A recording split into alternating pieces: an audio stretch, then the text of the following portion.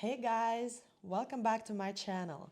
My name is Lana and today we discuss many interesting things and drink a lot of coffee with TerraFlu. Let's go!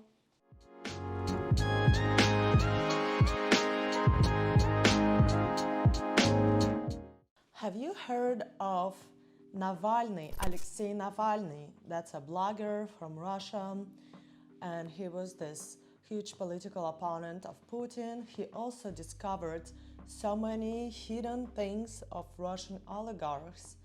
So they hated him, and upon coming to Russia from his medical trip to Germany, where he was poisoned previously in Moscow with Novichok, and it's another fairy tale, I think. So this is my personal and humble opinion. If a person is actually trying to poison somebody with Novichok, it's the person will die for sure. And of course, Alexei Navalny is like that phoenix bird. He was not bad. And all of these things were made by Alexei Navalny to further push Putin from the power. And I believe that Alexei Navalny really thought he is going to be one of the candidates to presidency in Russia. And that was his huge mistake. So upon coming to Russia, he was arrested, and now he serves lots of time in Russian prison. And the circumstances of his long-term imprisonment are unfair, as it was widely published by many newspapers, and they of course saying that he does not get the same treatment as other prisoners and so on.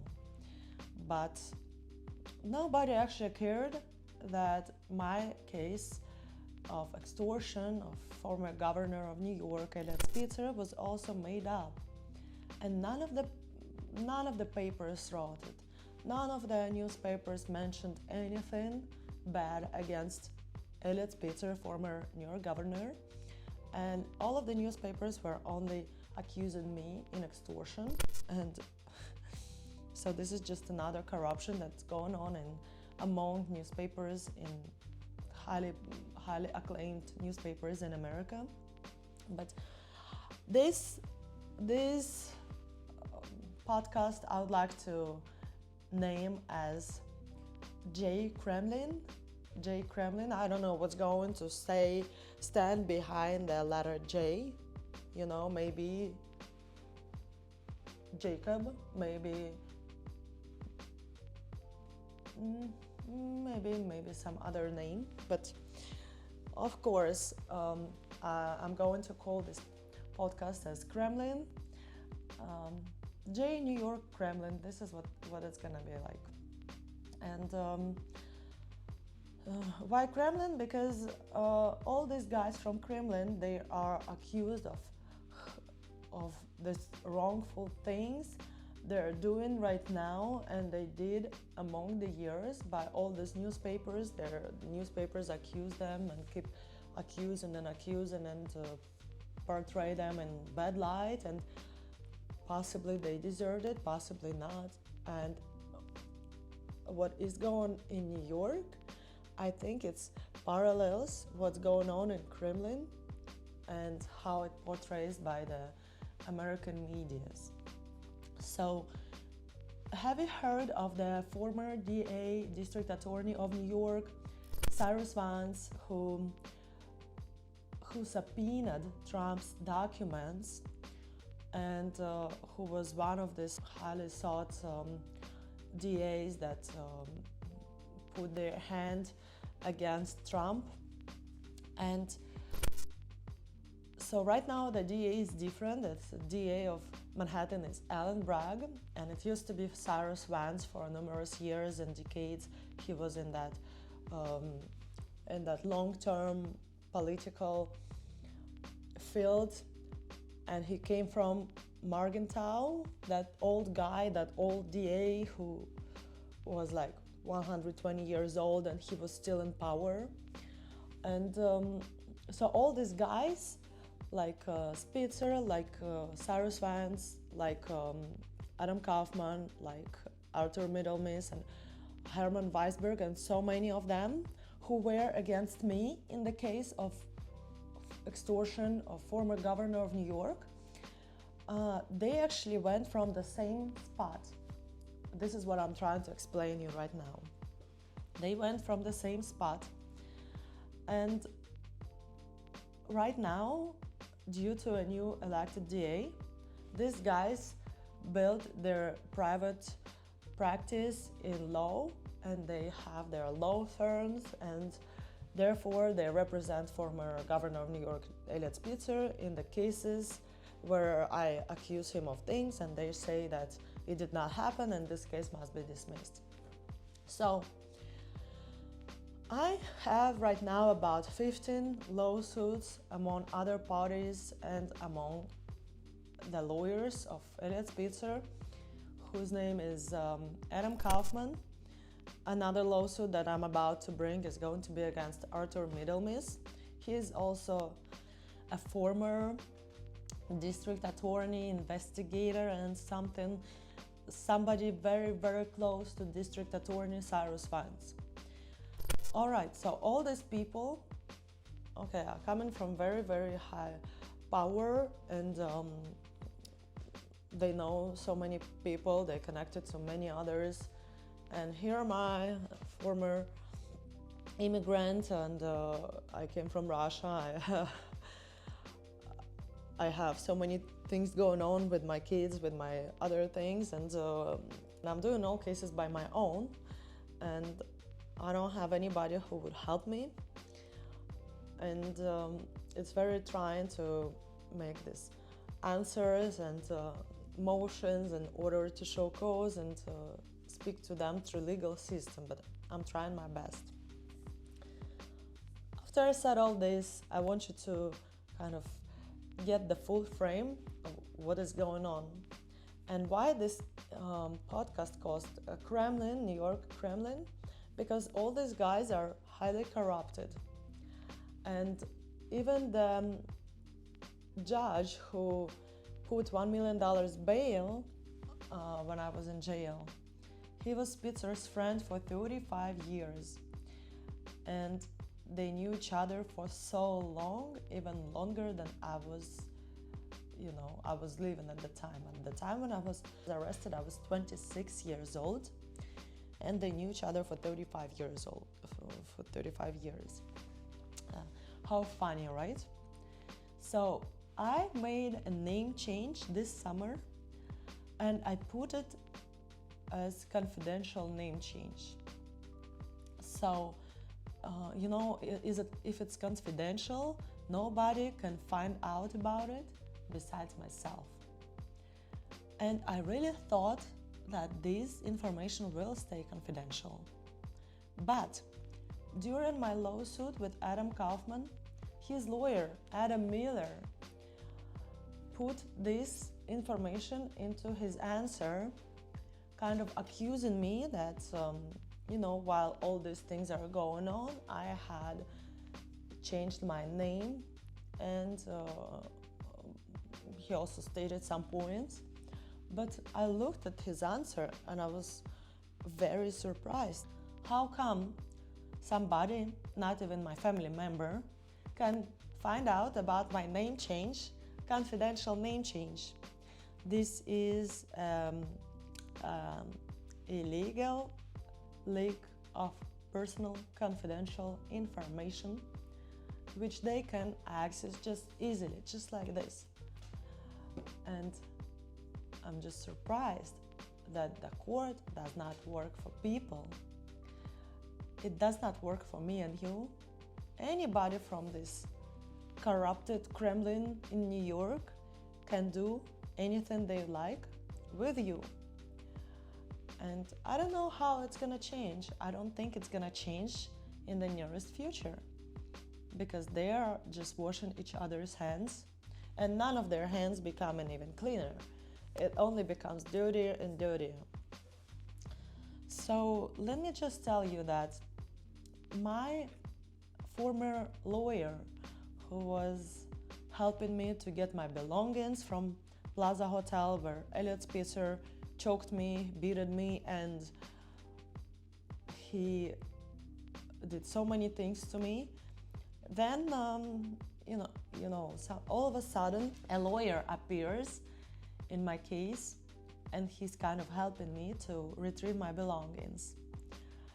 Of course, I agreed because I did not have funds to hire a lawyer. I didn't know what's going on with my clothes, with my documents, the ones that were taken from Plaza Hotel.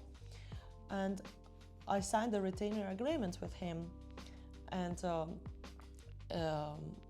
in my understanding, somebody else paid for it. And somebody else was Adam Kaufman, who was representing Eliot Spitzer. So this lawyer was paying for my lawyer and for working for Spitzer as well. It's interesting that Adam Miller and Adam Kaufman were also friends for about 20 years before Miller started working in my case. I naively thought that he's going to help me. However, I did not know that he is Kaufman's friend, that Kaufman actually Spitzer's lawyer, as he was presented to me as his brother-in-law, as somebody who's just working on the issue of getting my dog to me. And I thought, what? When I discovered, I was surprised, and I'm gonna insert a video clip in here, and you can just find out that it's both of them standing next to each other, and of course they knew each other before my case. So all of these things were very corrupt. The fact that my belongings, my documents were destroyed by Bronx Police Department, it was also a setup by Spitzer. There is no question about it. Spitzer is a very angry, lonely, and forgotten man. And all these things were just made to annoy me. And also that $1 lawsuit that he brought up to Supreme Court, that was only because he wanted police to arrest me without giving his statement to police. You know how it goes? For instance, I go to court, I accuse somebody in something, and I was not even served papers, while constantly exchanging emails and phone calls with his lawyer, Adam Kaufman. So he brought this lawsuit to Supreme Court accusing me in extortion. And police, looking at this lawsuit and reading about it in these newspapers, thought, oh my gosh, there is a criminal we didn't know about. We must arrest Lana as soon as possible. So when I signed a retainer and non-disclosure agreement, confidential non-disclosure agreement with Spitzer and left the US, I was arrested on my next trip coming back. And right now they even try to dismiss my cases against them, saying, I'm not a credible person to believe. I'm not legitimate. I'm just trying to seek revenge. I have a personal vendetta against Spitzer. However, I do not have this. I think I'm a credible person. They accused me of so many things that I did not do. For instance, one of the articles after Abuse at Plaza says that I was in Bergdorf and Goodman restaurant and I had 3 martinis before I had more alcohol with Spitzer. It just surprised me how they portray me as not legitimate person, as there is actually a law if a person who accuses somebody in something was under influence. This is not a credible person, and by writing that I was drunk, they make me non-credible person.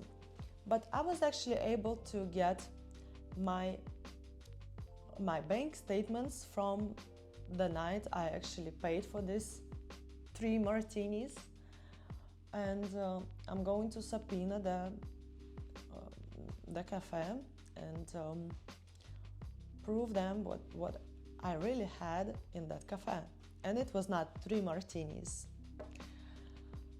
That's very, very corrupted way Spitzer uses when he was offended that somebody does not want to have sex with him, does not want to have anything with him anymore, no abuse, nothing, because Spitzer is a very abusive person. Look what he wrote when he opened the door to police. He said, you know, Lana was on her period, this is why there is so much blood. I'm interested, why? If I had so much period. He then said that I was emotionally disturbed and blah blah blah. So he's initially claiming that I had period at that day, and what else? And he came to help. He came to help me with my period. Okay, but I actually stepped down to the lobby of Plaza Hotel, and I was standing there without shoes, with ripped off pajamas, shaking, bleeding, crying, you know. Nobody ever approached me.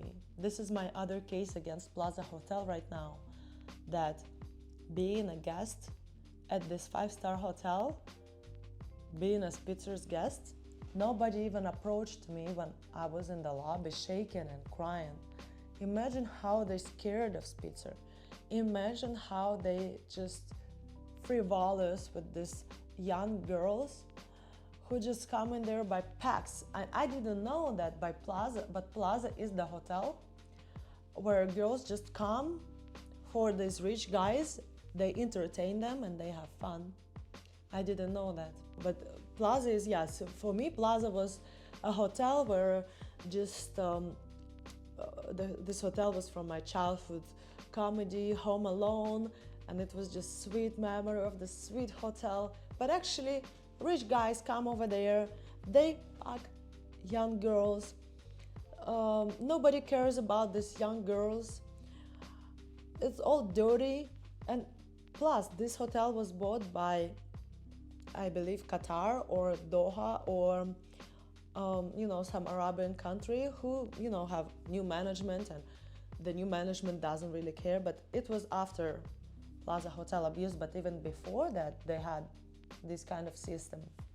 And you know, after all these years of being scared, of being of trying to forget, of trying to process all this what happened to me, I actually was abused by Spitzer. I was raped by him. I was pregnant at the night of abuse at Plaza Hotel, and I lost my child. I was later accused of extortion, and I was in jail for 1 year. My green card was then thrown out. My passport was thrown out by Bronx DA. And you know, right now I have a pending removal case from this country, so they're trying to get my green card away from me, saying that, you know, so many newspapers printed out that I was a prostitute, so this is the legal reason to throw you from the country, because you were a prostitute and you even, you know, so many newspapers wrote about it. Let us throw you from the country. And I changed my opinion about America at all, and I think America is like Russia. You know, Moscow is not Russia and Russia is not Moscow. So the same I can say about New York. New York is not America, America is not New York. New York has its own corrupted ways. New York has its own corrupted politicians that they can do anything to you. They do anything to black society, they do anything to middle class, to middle income, low income class, and they're just, you know, dirty. they're corrupted. I think I started this podcast speaking about Navalny. Navalny was this great oppositioner of Putin's politics, and he got in jail, and everybody cared for him. I was also in jail, and nobody cared for me. So, by saying all that, these are just corrupted politicians. They're trying the best to go against a girl, and you see their missteps in every step. What I mean is that how could they possibly find my name change? How could they possibly accuse me in extortion when Spitzer was apparently the perpetrator, and they did not even question him? They did not even do search warrant. They did not even interviewed him anyhow. They did not do their job when it came to Spitzer. And I'm gonna post some text messages from Spitzer so you can just get the idea of how it was that night. So that night was the night of abuse. I came to the hospital first, then I came to police station, and he was texting me all the time. Whatever I put, Eliot, my love, I put because I was next to police officers, and it was my excuse if they are going to take the phone from me, because I was just texting with him in front of police officers. They knew I'm texting with him. They didn't do anything. And it was just some kind of free phone app number that I just got because I wanted this conversation to be confidential. However, I also thought that this might not be confidential and it could leak to police as they were standing just around me.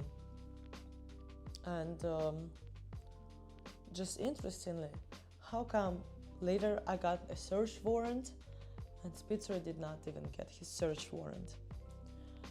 So after the night of abuse, I was deeply beaten up. I was so mentally distressed, crying, shaking. I was very cold. And they brought me to police precinct. In police precinct, I was about 4 or 5 hours. They did not do anything. They just left, stepped upstairs. They left one police officer next to me who just did not ask me anything, who just did not care. He was just standing and guarding me and looking if I'm not gonna run away and actually thinking what it's gonna be. So it was a corrupted case from the beginning, which I didn't know. So hard to fight when the power is not even, is not fair. It's a case where all the evidence is against Spitzer and still it's hard to win. This is what America like. This is what New York is like. This is what political and other power is like in America. So just look at the text, let me know what you think. I'm gonna be back with more info, and hope you guys like this podcast, and see you later. Thank you for watching, and please comment below what you think about political corruption in New York, and let me know also what would you do if you were in my shoes. Thank you.